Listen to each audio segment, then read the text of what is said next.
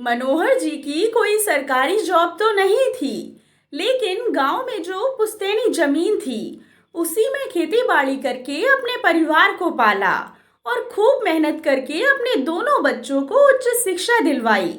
और आज उन्हीं की बदौलत दोनों बच्चे उच्च सरकारी पदों पर थे। उनके बड़े बेटे का नाम सौरभ था और छोटे बेटे का नाम गौरव था। सरकारी नौकरी लगने के कारण उनकी शादी भी बहुत जल्दी अच्छे घरों में हो गई। समय बीतने के साथ दोनों के बच्चे भी हो गए और अब दोनों बेटे अपने बच्चों के भविष्य के लिए शहर में जाकर बसने का निर्णय करते हैं और पिता मनोहर जी से इस बारे में बात करते हैं। मनोहर जी दोनों बेटों के निर्णय से सहमत हो जाते हैं, लेकिन वह खुद शहर जाकर रहने से यह कहकर मना कर देते हैं कि हमें कहाँ शहर का वातावरण रास आएगा, हम तो गांव में ही ठीक हैं।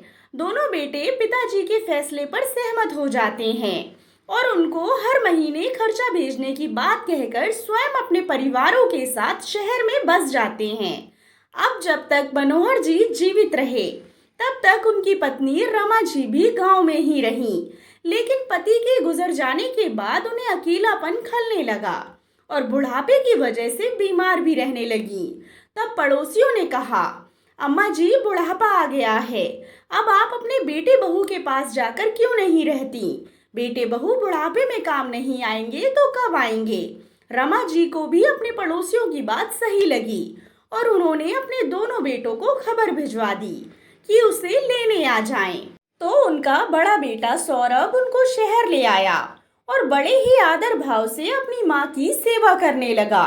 लेकिन सौरभ की पत्नी जया को अपनी सास का यहाँ आना बिल्कुल पसंद नहीं आया, क्योंकि अब उसकी आज़ादी में खलल जो पड़ने लगा था। ऊपर से उनकी सेवा और करनी पड़ रही थी, उन्हें समय पर दवाइयाँ देना, डॉक्टर को दिखाना और भी बहुत सारे काम। रमा की भी थोड़ी इच्छा होती कि उनकी बहू थोड़ी देर उनके पास बैठे, उनसे बातें करे, लेकिन जया को यह बात कहाँ रास आने वाली थी और अब तो आए दिन वह अपनी सास को लेकर सौरभ से झगड़ा करने लगी। सौरभ उसको खूब समझाता कि कल को तुम्हारी भी बहू आने वाली है तो सुधर जाओ, लेकिन जया उसकी एक बात ना सुनती और एक दिन जया ने साफ साफ कह दिया कि आप दो भाई हो तो हम माँ की जिम्मेदारी अकेले क्यों उठाएं? अब से माँ जी 6 महीने इधर और 6 महीने अपने छोटे बेटे के पास रहेंगी। अब सौरभ भी क्या करता, अतः दोनों भाइयों की आपसी सहमति से ऐसा ही हुआ।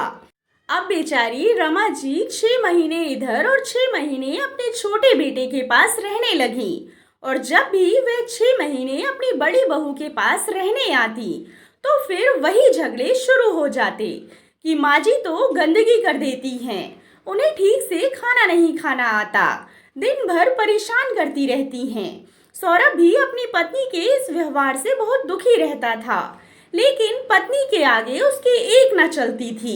सौरभ का इकलौता बेटा ऋषभ भी अपनी माँ के व्यवहार से बहुत दुखी था। वह अपनी दादी का खूब ध्यान रखता और ऑफिस से आते ही सबसे पहले अपनी दादी के पास जाता और दादी जिस चीज के लिए भी कहती वह उन्हें ला कर देता।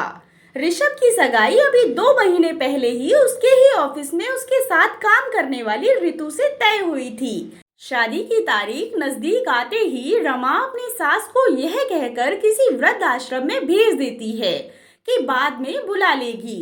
अभी यहाँ शादी के माहौल में उनकी देखभाल कौन करेगा? शादी होने के कुछ दिन बाद जब ऋषभ की पत्नी ऋतु को पता चलता है कि दादी माँ वृद्ध आश्रम में है, तो वह दादी को वापस घर लाने की जिद करती है।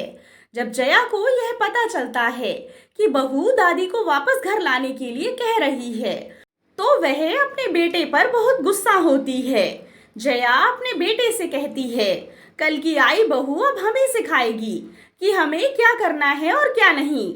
यह बात सुनकर ऋतु को बहुत गुस्सा आ जाता है और वह बड़े ही शांत स्वर में अपनी सास से कहती है, माँ जी आपकी सास के तो 2 बेटे हैं, इसीलिए 6 महीने इधर और 6 महीने अपने दूसरे बेटे के पास रहती हैं और आखिर में आपने उन्हें 6 महीने के लिए भी वृद्धाश्रम भेज दिया।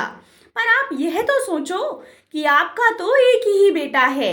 आप 6 महीने तो यहाँ रह लोगे, लेकिन बाकी के 6 महीने कहाँ रहोगी?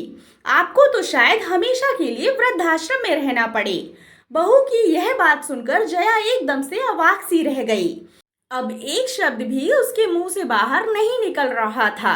पास में खड़ा सौरभ भी मंद मंद मुस्कुरा रहा था कि जो बात मैं इतने दिनों से अपनी पत्नी को समझाने की कोशिश कर रहा हूँ, वह बात तो मेरी नई बहू ने आते ही समझा दी।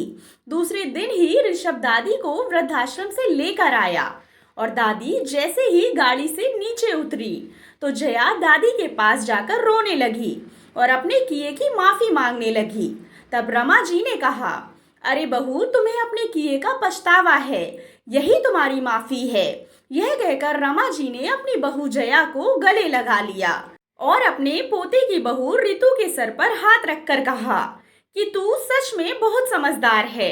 तुम्हारे माता पिता ने तुम्हें इतने अच्छे संस्कार दिए हैं कि तूने आज अपनी समझदारी से मेरी बहू का मन भी बदल दिया। यह कहकर रमा जी ने रितु को गले लगा लिया। तभी ऋषभ हंसते हुए कहता है, अरे दादी, आप मुझे तो भूल ही गई। तो रमा जी कहती हैं, आजा, तू भी आजा, तू तो मेरा लाडला बेटा है। दूर खड़ा सौरभ खुशी के आंसू आंखों में लिए आज परिवार को एक होता हुआ देखकर भगवान का शुक्रिया कर रहा था। दोस्तों, अगर हम अपने बच्चों से अपेक्षा करते हैं कि वह बुढ़ापे में हमारी सेवा करेंगे, तो हमें भी अपने माता पिता की अपेक्षाओं को पूरा करना चाहिए। आशा करती हूँ आपको कहानी पसंद आई होगी। कहानी पसंद आई हो तो चैनल को सब्सक्राइब करें और कहानी को लाइक एंड शेयर करें। कहानी के बारे में कमेंट कर अपनी राय ज़रूर दें। कहानी सुनने के लिए आप लोगों का बहुत बहुत धन्यवाद।